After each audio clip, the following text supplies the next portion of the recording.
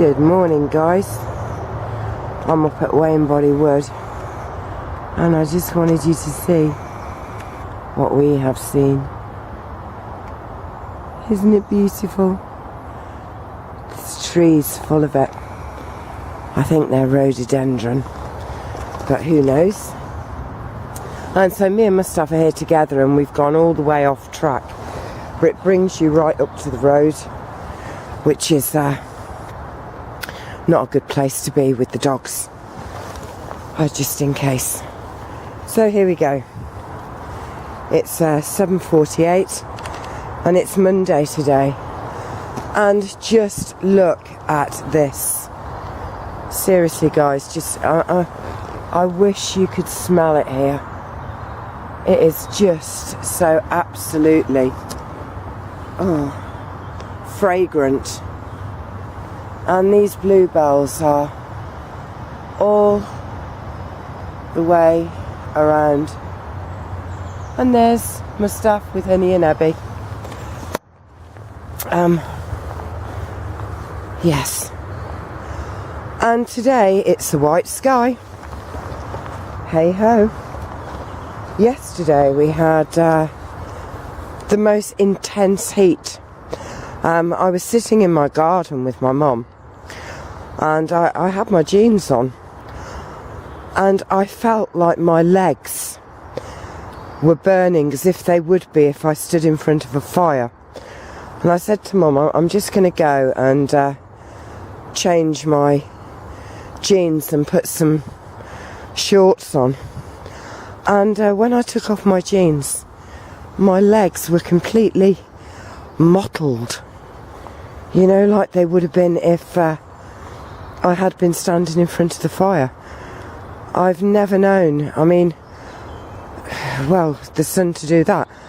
I know that you can get very hot and you can get sunburnt, but I have never known it to mottle my skin in the way it would if I was standing directly in front of a fire. Or I don't know if you've ever had a really hot water bottle and put it between your thighs to keep your body warm, and the skin in between your thighs goes into like red, mottled. Yes, so I found that quite fascinating. And Mum brought me the newspaper article. You going to let me do it then, honey? Oh, this looks too good to miss, but is this, I think I've walked on this one before.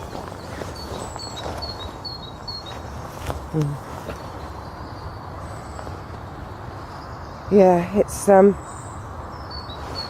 this one's actually broken, but walking on moss is just beautiful. And that bird's saying, yes, I walk on moss often. So, Mustafa's looking down there thinking, where are you, woman? Yeah, so I've got the newspaper article in my bag, and I will show it you. But basically, because I thought to myself, God, if they've just found a body and they're saying half of the body is missing, they haven't exactly sectioned the place off, have they? Look at these little white flowers. I mean, it's just beautiful. All these little sunny faces, look, saying good morning to you. Yeah. He actually went missing in 2009, and half of his body was found, not this February just gone, 2013, but February 2012. So, yeah, this is the gravelly bit. Gravelly. So, I'm not really worried about. And basically it was all done over money. Well, you know, I don't know that. That's just the assumption being made, because the son-in-law stole over 20,000 of the 22,000 that the father-in-law had been left in his mother's will and estate. And you just think to yourself, goodness me, that is how, this is the problem with money and value.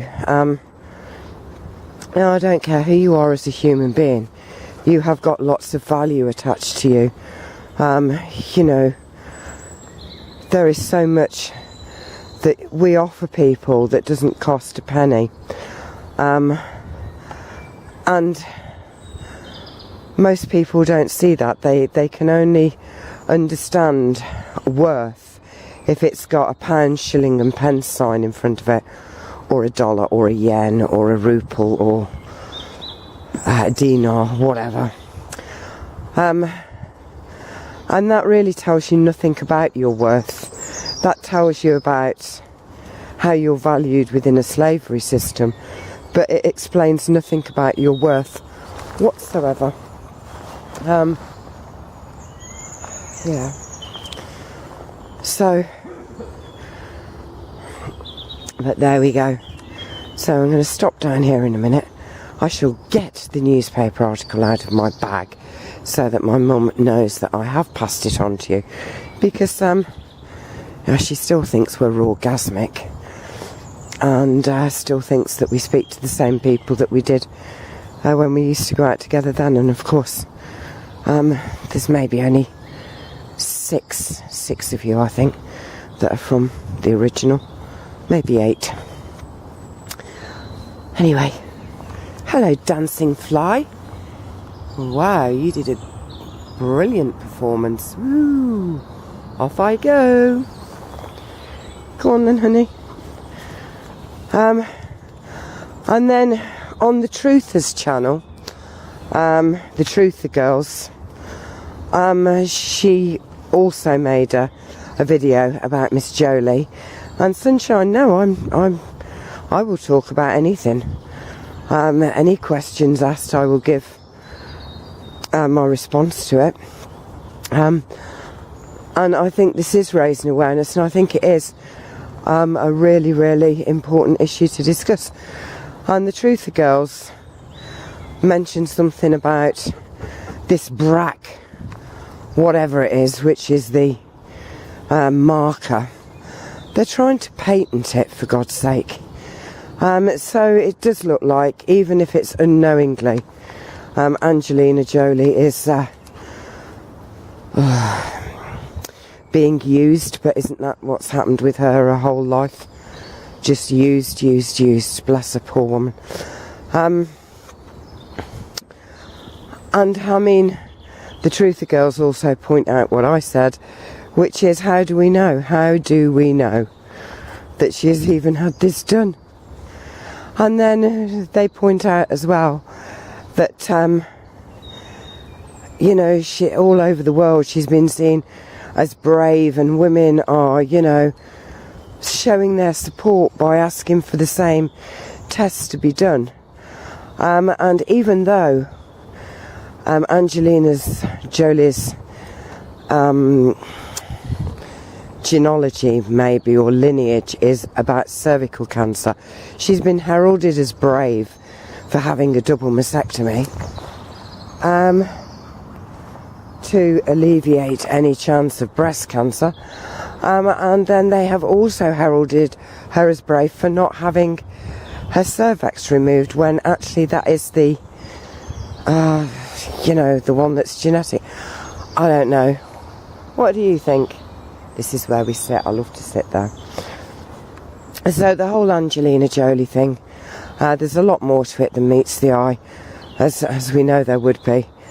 And, you know, all these people who are in positions of power, I said Angelina Jolie was an actress, but all of them are actors and actresses. That is it, the lot of them. They're so into playing roles, I don't even think they know who the real them is anymore. And I mean, I've even had discussions about this, how with myself I'm thinking, you know, who is that person? Who is that part of me? I don't know, guys. There's a lovely robin here somewhere, and I just know it's going to be up in that tree a bit, I think. Sounds gorgeous. Where are you? It's going to be up there somewhere.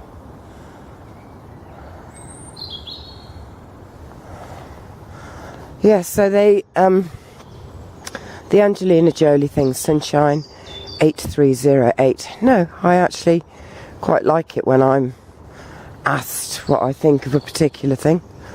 It's nice to think that my opinion on such things is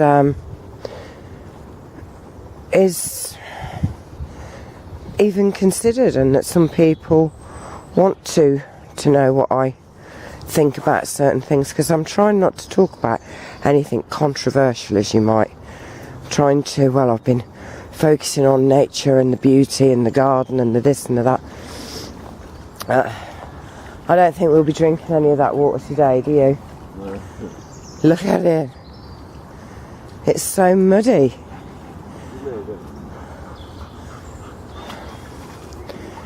It is so muddy. So what I'm going to do is leave my bag here, and there she is. There's that woman down there. Can you see her? Hello. She's giving her a little wave. Yeah, I'll leave my bag here. But first of all, I'm going to get the newspaper article out for you to see. Right, so hold my camera a minute, please, my stuff. Thank you so much. Right, so here we go. Honey, move. Oh. What's this, honey? Right, so here we go. This is the newspaper article. Branches used to hide body in woods. City victim had lay hidden in shallow grave for 3 years. So, and then, I don't know if you're interested in the story, but what I'll do is this, so that if you are, you can read it. But it's basically about thinking that someone is worth £22,000 or something, and that they have no other value but that. So there you are. Bless you. And thank you, Mummy, for sharing that with us. So,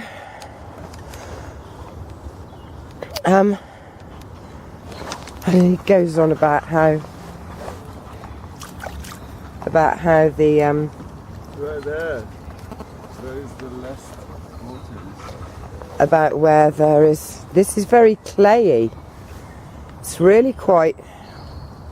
It looks like clay, actually. It doesn't look like mud whatsoever. See it? Go all the way down there. I don't know what I was talking about now. There, get your ball. We're going to go this way a minute. Leave my bag there.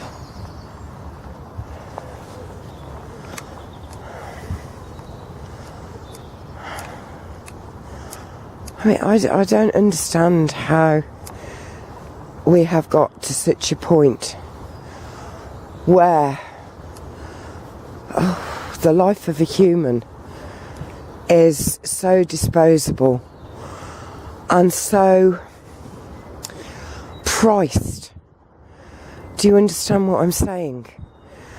I mean, it's about everything. It's about the value that you are given if you work. You know, oh, I'm sorry, you're unskilled, you're this, you're whatever, you're worth £5 an hour. And then people actually believing that that's their worth, and having to work a whole day to get enough money to go and buy food, when if they just took those hours and put it into a garden and some, you know, collecting some seeds or bartering for some seeds. Do you understand what I mean? And then we go to people who need operations, or who need treatments or believe that they need operations and treatments, who are told, well, I'm afraid, you know, we don't cover this, or you're going to have to pay for that, or that is only available in our private clinics. Again, it's putting a value on your life, because if the operation, for example, costs £10,000 and you haven't got it, then do you understand what I'm saying? You're being healthy and well and not living in pain is going to cost you that much, and if you haven't got it, then be in pain, be unhealthy and be unwell and get progressively worse. So that's another way that we put monetary value on. And you know, it's, if anything happens to me here, there's two different things I can do. I can actually go to a private doctor where I will be seen pretty much immediately, and I can pay for my level of care. Do you understand what I mean? You can have the bog basic on the National Health and probably wait in a queue for I don't know how many years, and I'm not saying operations are necessary. I'm not saying it's a good thing that we go down this transhuman humanist line, thinking where we're like a really old car that just keeps getting bodged up and have new parts put on, but in the process it loses the whole old car bit to it. Do you understand what I'm saying? They're not the authentic parts, the real parts. They are the plastic created. And the thing is, the beauty in the old car was in the craftsmanship and the work that actually went into making each of those cars a thing of beauty. Do you understand what I'm saying? It's not kind of the plastic add-ons, and so I'm not kind of advocating for operations here that are, in my mind, maybe not necessary. But I'm talking about, you know, things that are going on with you that need to be sorted out, and that's the way it is. You pay for your care. So again, the value of your life and your health and your well-being and your sanity to some degree is all wrapped up in what you can afford to pay. And because we have these things, we hear of football players being transferred for 3 million. You know, we hear of bankers getting bonuses of billions and millions. And it really does throw us so that we're right down the bottom of the scale, and we feel that we have no value whatsoever. And the thing is, of course you do. And it's propagated, absolutely propagated by the they people, because they want you to attach a value to yourself. They actually want you to, and if you don't do it, they want everybody else to. And they want it to become the norm. It is the norm that this person is worth that, David Beckham or whoever, you know. It is the norm that they have got this value attached to them. And they're trying to make it the norm so that we all see that we are lacking in value. Well, we're just not. You are abundant with value. The same as that man was who was killed and buried here. 22,000 doesn't cut it, really. The value is much, much greater than that. Anyway, I think that's all I'm going to say for today. So, I'm going to say goodbye from my feet, from my staff, and bye from Honey, who's down there, and Ebby. And, yeah, keep looking up, guys. It's a very white day today, white sky day today, but things can change in a heartbeat, because like yesterday you would have thought we were in Ecuador on the equator. I've never known it so hot, and yeah, so keep looking up, and remember to enjoy life, live it. It is exactly why you are here. And remember about your value and how you place value on people. You know, and there's nothing better for each of us than to believe and to understand and know that we are worth so much more, because deep down inside, that's our fairy godmother speaking to us, and we know that to be true anyway. So with that, I'm going to go. So bye. Do do do do.